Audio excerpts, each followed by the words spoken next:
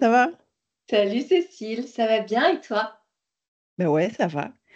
Je suis un peu remontée en fait. Ah, pourquoi? Un peu remontée contre la société. Tu vois, le modèle de vie qu'on nous propose, il m'agace.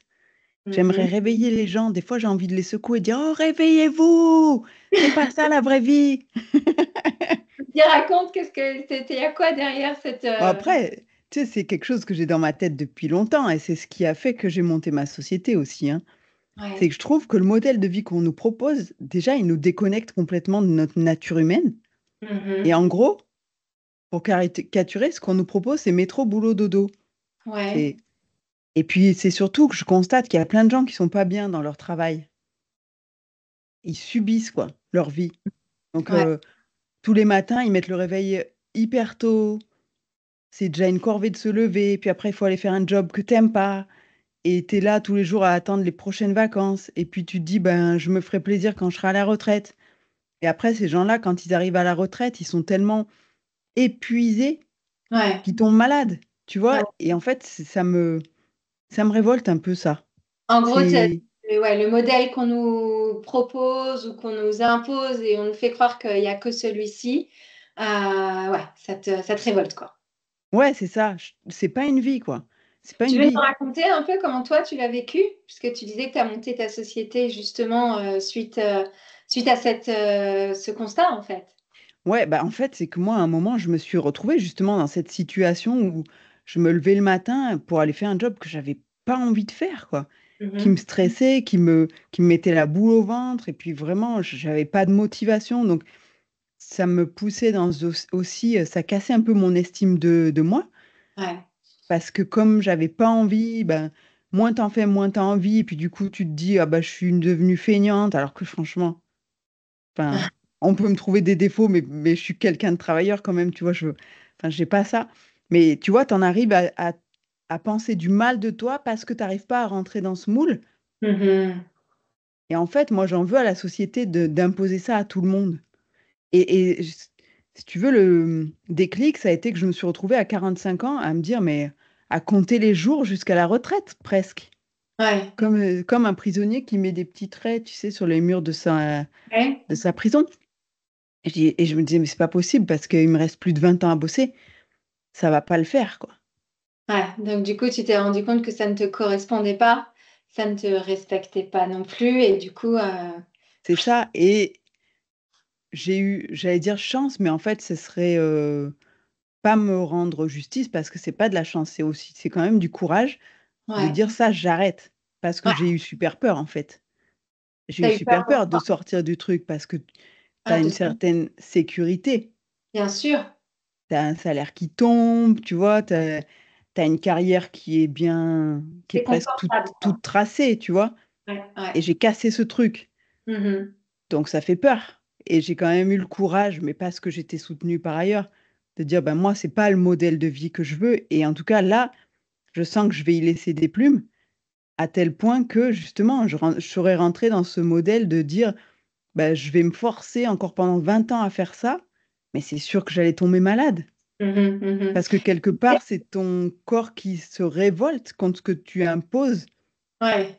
à ton être en entier et Ouais. qui Ouais. dit, bah, pour sortir de ça, tu sais quoi, tu vas être malade, tu vas choper une bonne grosse maladie, comme ça tu vas pouvoir t'extraire de ce système. Ouais.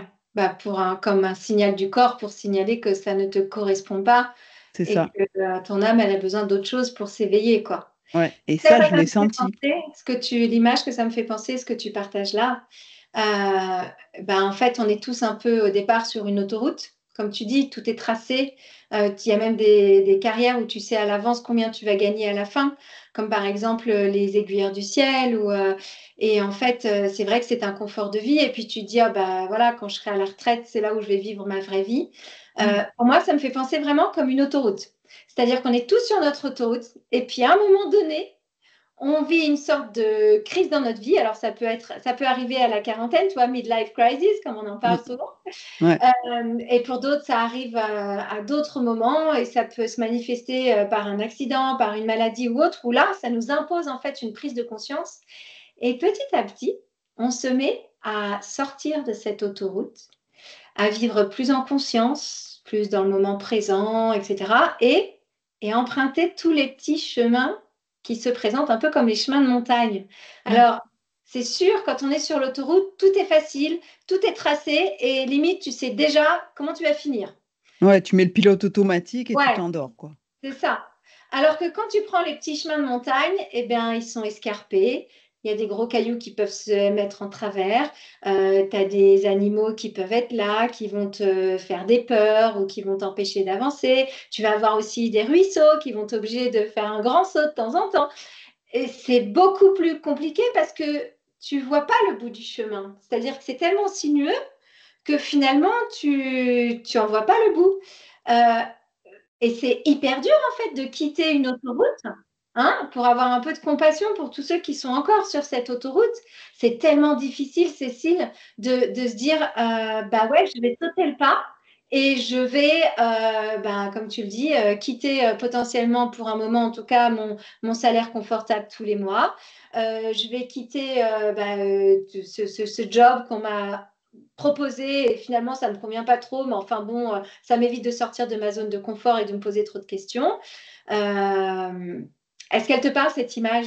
Ouais, carrément, L'autoroute versus le petit chemin carrément. sinueux de montagne avec plein Et d'entraves, mais ouais. qui nous permet de nous reconnecter au vivant, en fait, Cécile, Mm, au mm, vivant mm. de la nature et à notre nature humaine, comme tu le disais juste au début de cette interview, Ouais. de cet échange.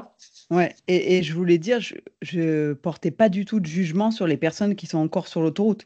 Ouais, ouais, ouais. Justement, je voulais souligner à quel point c'est dur et ça demande du courage. Et c'est pas pour me lancer des fleurs, hein, mais faut que les conditions soient réunies aussi pour que tu sois en confiance de dire ok, je peux le faire. Et, En fait, c'est pas évident. Mais je j'ai- voulais prendre une autre image pour rester sur ton idée de l'autoroute et du chemin sinueux. ouais, Tu sais que j'ai fait beaucoup de vélo de route quand j'étais un ouais, peu plus jeune. ouais, Et en fait, moi, ce que j'aimais bien, c'est grimper à la montagne. ouais. Même si c'est ce qui est dur, c'était ça qui me faisait plaisir. Et tu vois, par contre, des cols où tu as des longues lignes droites et où tu as pas de lacets, je supportais pas. Parce que justement, là, quand c'est dur et que tu vois déjà où tu dois aller et que tu as l'impression que ça avance pas, c'est horrible. Alors que quand tu as plein de petits lacets, tu prends la montée de l'Alpe d'Huez par exemple, Ouais, à chaque chaque étape, lacet, tu peux relancer un peu, ouais, hop, chaque lacet est une étape supplémentaire que tu as yes, franchie. Et ah, ben ça, c'est génial, ça garde la motivation jusqu'en haut. ah, ouais, Et tu ouais, vois, dans ton image, je pense que c'est vraiment ça qu'il faut avoir en tête. C'est certes, quand tu vois l'autoroute, que tu quittes l'autoroute, peut-être que tu vois plus ton objectif, enfin ta destination au bout de la ligne droite, mais par contre, tu vas te réjouir de chaque petit virage que tu vas prendre. ouais, ouais. J'aimerais juste revenir un petit peu sur cet état des gens qui sont encore sur l'autoroute. En fait, finalement, c'est un petit peu comme si on était anesthésié. Comme si notre ego, notre mental nous anesthésiait. T'es bien là, sors pas de là parce que sinon, et là, il nous amène toutes les peurs. Si tu quittes ton job, tu n'auras plus de salaire, tu pourras plus subvenir à tes besoins, tu pourras plus payer l'école de tes enfants. Et toutes les peurs, notre ego nous amène plein de peurs pour finalement nous inciter à rester dans ce confort et dans cet état d'anesthésie générale, quoi, on peut dire. Et finalement, c'est un petit peu comme si on avait besoin de subir un réveil. Comme tu disais tout à l'heure, j'ai envie de réveiller les gens, mais finalement, chacun va se réveiller sur son chemin quand c'est le bon moment pour lui. Sauf que ce qu'on ne se rend pas compte, c'est que bah, finalement, en effet, enfin, l'être humain est fait sur Terre pour avancer, pour grandir, pour vivre des challenges. C'est ça qui nous maintient en vie. Sauf que Ouais, et quand on puis, a notre tu vois, routine, moi, je dirais, c'est pas qu'une question d'ego, hein. C'est pas qu'une question d'ego, c'est qu'on est conditionné et manipulé. Je vais faire ma minute complotiste là. On est conditionné et manipulé pour rester dans ce moule. Tu vois? Alors, je dis je fais ma minute complotiste. Moi, un de mes bouquins vas-y, dis-moi. préférés, et Ouais, ça doit être le seul que j'ai lu 2 fois dans ma vie, que j'ai lu quand j'avais peut-être 14, 15 ans et que j'ai relu après, c'est ouais, 1984 de George Orwell. ah, ouais. Mais pour moi, on est dedans, c'est-à-dire qu'on est conditionné à croire que si tu sors de l'autoroute, c'est hyper dangereux. Et Est-ce donc que, personne sort de l'autoroute. Sauf qu'en fait, ouais, si tu oses sortir, tu te rends compte que non seulement c'est pas dangereux, mais que c'est vachement plus excitant, quoi. c'est vrai, je suis d'accord avec toi. Après, il faut quand même noter que je trouve que, pour ajouter une petite touche d'optimisme là-dedans, c'est que je trouve que quand même, on sent vraiment qu'on est entré dans l'ère du Verseau, à savoir que les esprits s'éveillent de plus en plus et que de plus en plus de gens sortent de cette autoroute et s'autorisent justement à briser certaines règles, certains tabous, et osent finalement, ont l'audace de dépasser ces peurs qu'en effet, qui nous reviennent. Euh, mais j'ai envie de dire, à la fin, c'est un peu le chat qui se mord la queue. Enfin, euh, dans ce fameux lien LinkedIn que je t'ai passé tout à l'heure, c'était un petit peu ce qu'ils partageaient.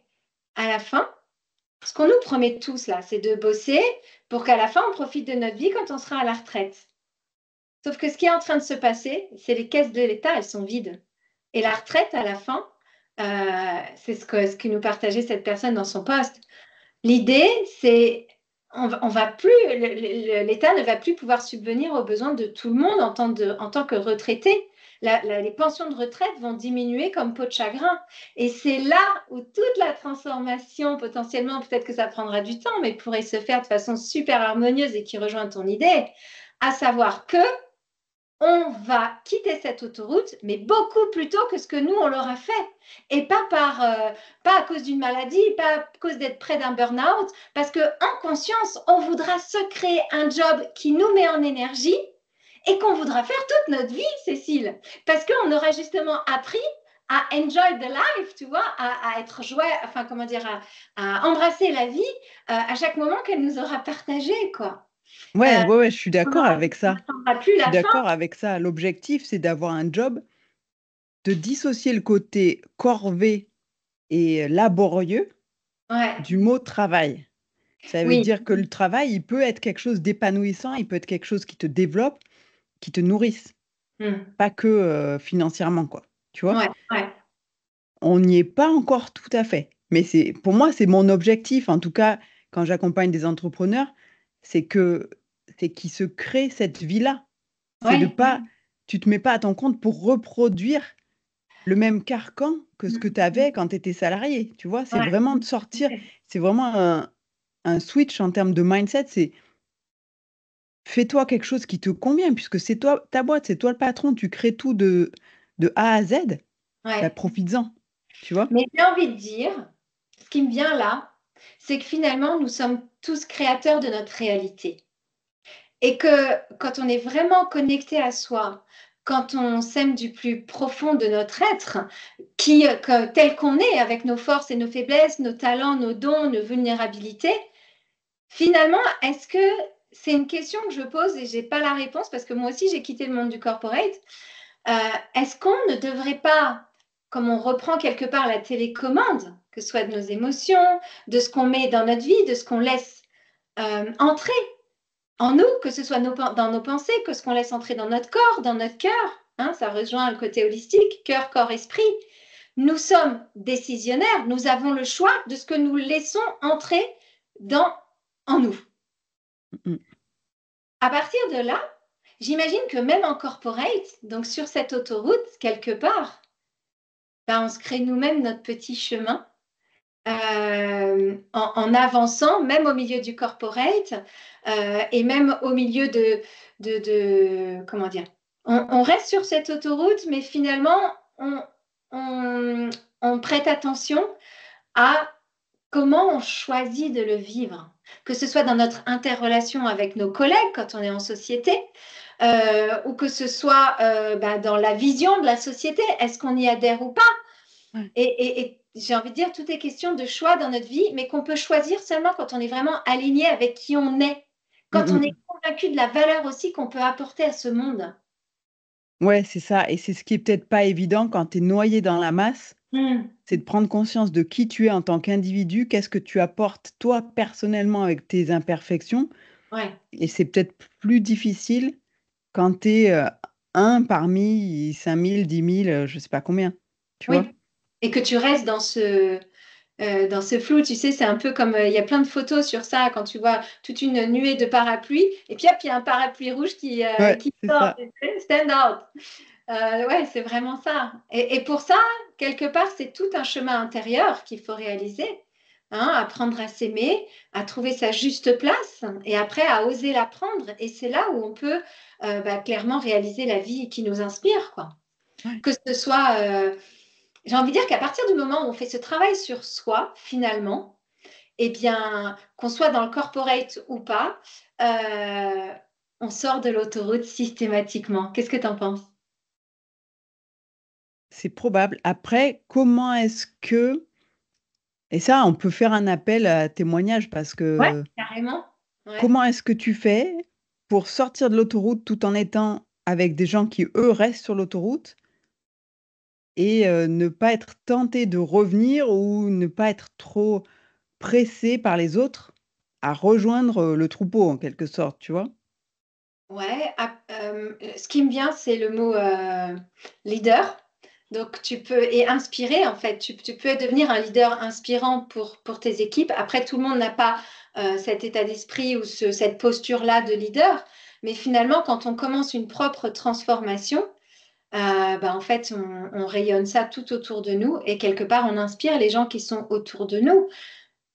Et bon, c'est peut-être pas facile et en effet, ça dépend avec quel type d'équipe tu es, avec quel type de personne tu t'entoures. Mais encore une fois, tu choisis les gens avec qui tu vas travailler quelque part, parce qu'à un moment donné, tu le signes ton contrat quand même, tu vois? Après, oui, Tu le peut-être que tu tu le choisis pas signes avant d'avoir rencontré toute exactement, l'équipe en général, c'est hein? vrai, tu as Mmh raison, tu as raison. et après, même si je suis d'accord sur le fait que tu peux inspirer les gens, qui travaillent avec toi, qui ont Mmh. un lien hiérarchique ou pas, mais tu vois, ton cercle proche, Ouais. c'est très difficile d'influencer au-dessus de toi quand il y a de grosses divergences de valeurs ou de vision. Oui, je suis d'accord et c'est là où on y rejoint, tu as le choix et c'est là où c'est super intéressant de bien se connaître, connaître ses valeurs, connaître ce qui nous tient à cœur, ce qui nous met en joie aussi, avant quand tu rejoins une société ou quand tu y es. C'est important de faire le point, de faire le bilan. Aujourd'hui, moi, j'en suis là sur mon chemin de vie, sur mon chemin d'éveil en conscience. Est-ce que mon environnement, me permet de rayonner correctement? Ouais. Mmh mh. Eh ben, écoute, j'ai envie qu'on pose cette question. Très bien. Toi qui nous écoutes, est-ce que ton environnement te permet de t'épanouir pleinement? Dis-le nous. Ça m'intéresse de savoir. Tu es Ouais, d'accord? à fond, carrément, Et non, on ça analysera les réponses dans un prochain épisode. super, très bonne idée Cécile. Ça te va? On se dit à la semaine prochaine? Parfait, Bye! à bientôt.